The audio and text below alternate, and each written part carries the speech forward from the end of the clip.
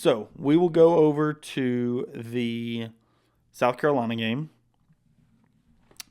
and just want to give a few of my thoughts on this South Carolina game. I'll give a quick prediction and then we'll get right out of here.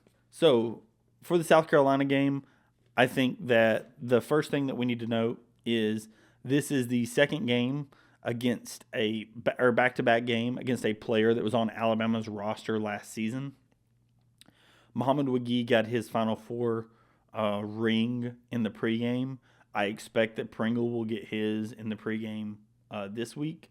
I know that we also gave Davin Cosby his when we played Wake Forest in the exhibition. It really feels like Nate's making it a point to get these guys their Final Four rings, when we're playing their opposing teams, just so that these guys get the recognition for helping us get to where they got and the recognition that they deserve. So I fully expect that to happen for Pringle before this game, and that this is kind of a, coming home of sorts. Obviously, he's from South Carolina, so he's playing with his hometown team, but Alabama coming to play against South Carolina, with Alabama, obviously Pringle having played a large role on Alabama's team last season. Obviously, he sees himself in a different role this year, but it's obviously really, really cool to see Nick Pringle. It's somebody that I know that Nate really likes, and I know a lot of the guys do as well. So when we're looking at South Carolina, the big thing to note is South Carolina technically is currently ranked as the worst team in the SEC due to the fact that they have 4 losses. There's a little bit of an argument to be made that South Carolina still has a decent win. They have a win in overtime against Clemson at home, and that win is, I think, going to go a long way. I think Clemson is a pretty good team. I know Clemson obviously has the big win against Kentucky at home as well, and I think that South Carolina is a team that, like any team in the league, can be tough to play at home, right? And I think one of the reasons why they can also be tough to play at home is they get to the line. And as we know with the SEC, sometimes there's a lot of fouls called. And depending upon how a game is called, it sometimes will benefit the home team, right? If the home team gets set to the line, it either can break the momentum of the away team, it can get the home crowd into it, etc.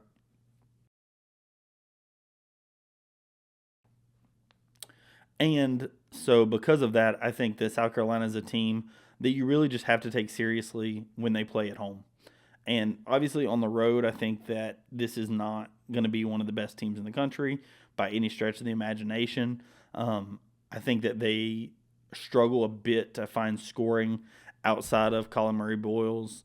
I think that when they're playing their best, Nick Pringle actually is playing a pretty big role.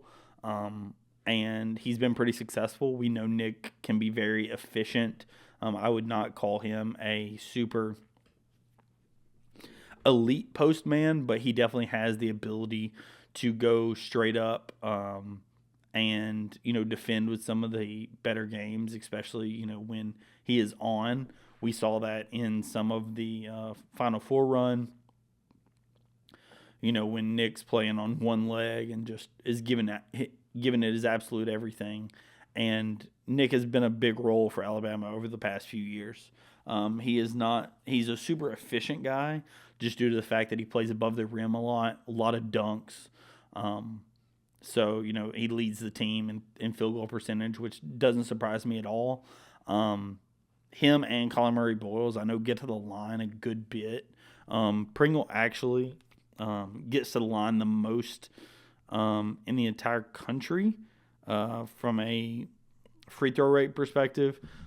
He's number 1 in America as it comes to free throw rate.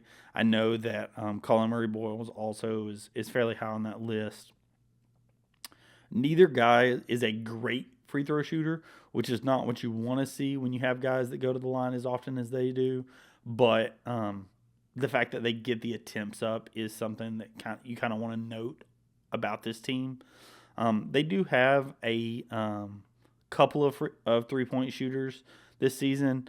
Jacoby Wright, Jamari Thomas. Miles Studi actually is not going to play in this game. He's a career 38% 3-point shooter. I know over the past few years he's been 8 points a game roughly the past few seasons at South Carolina. But he is on the report to not play in this game. So I do think that does impact them a bit, because that would give them another veteran guard, another guy who can make threes. He's been a starter for them in every game this season. So this is going to be the first time that they're going to be replacing Studi in their starting lineup, which is something to note.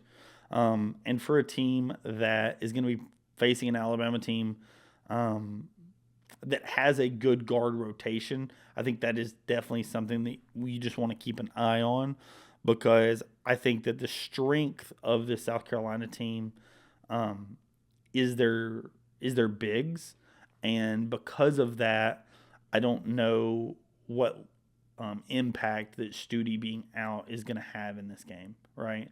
I know he has not been as elite of a scorer this season as he, has been in some previous years, but he still is a 25 minutes a game guy. He's still a guard that plays a lot of big minutes, has played a lot of basketball over the last few years, and not having him definitely concerns me from a South Carolina standpoint. Also, in their last game against Mississippi State, South Carolina just got completely dominated, and they did it defensive rebounding, right? Defensive rebounding was the big place where Mississippi State kind of just dominated them. Mississippi State committed more fouls.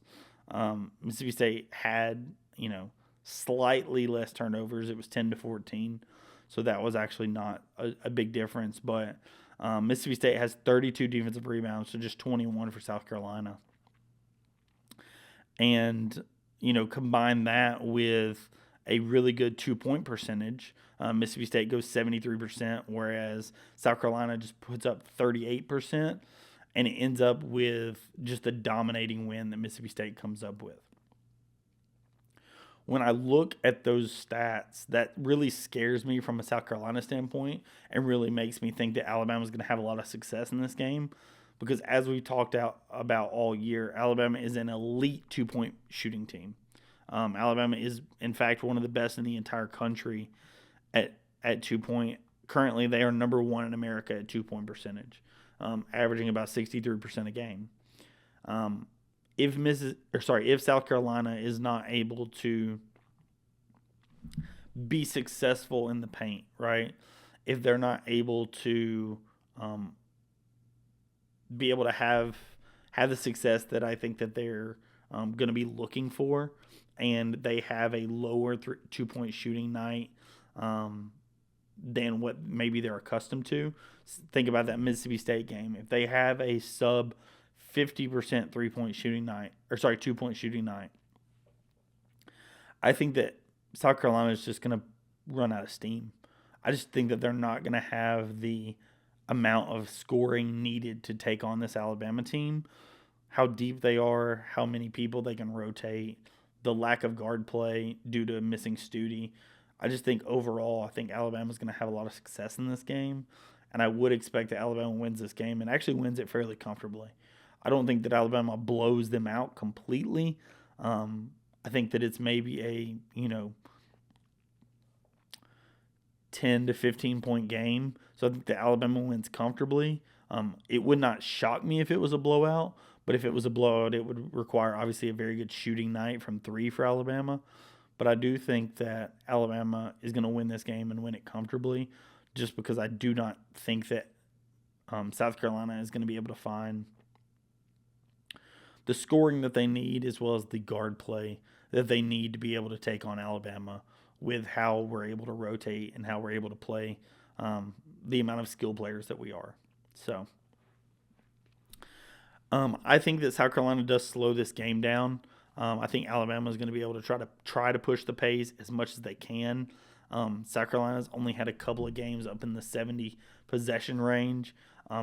Two of the games they lost actually were those faster paced games against Xavier and Indiana. I would kind of expect this game to be similar to the Indiana score earlier in the season by South Carolina.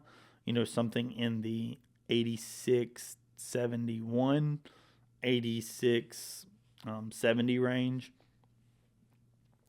I think that's where I would look to see this this game happen for Alabama. I do think this is going to be a tough place to play on the road. I think that Alabama needs to show that they're capable of going into a tough, hostile road environment and being successful. But I do think that Alabama can win this game and should win this game. So that's all I have to say. I know it's a short episode. Sorry for the shorter episode. As I've said, my voice is just gone with the sickness. Hopefully, I will be over this. I got some medicine earlier today, as well as some shots. So hopefully, I'm feeling better, and I will put out a more proper episode with a little bit more in-depth recaps going into that Texas A&M game, and I'll talk a little bit about the first week of basketball throughout the league and what the standings look like. So I really appreciate everyone for watching the episodes, and I will catch you in the next episode. Peace.